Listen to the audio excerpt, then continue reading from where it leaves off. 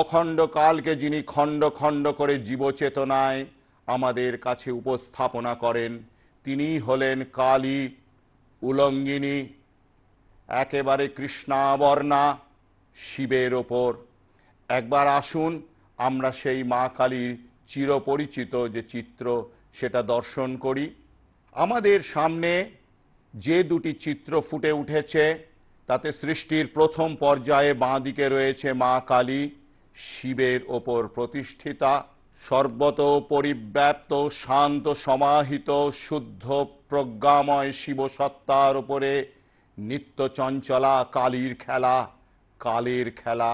এই কালের পরে সৃষ্টি হয় তারা।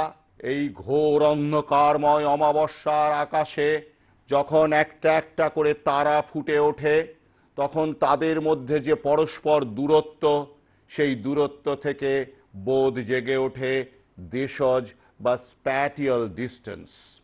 সৃষ্টির প্রথমে এই টাইম অ্যান্ড স্পেস, এই দুটো হচ্ছে প্রথম উপাদান, কনটেক্সট বা ক্যানভাস।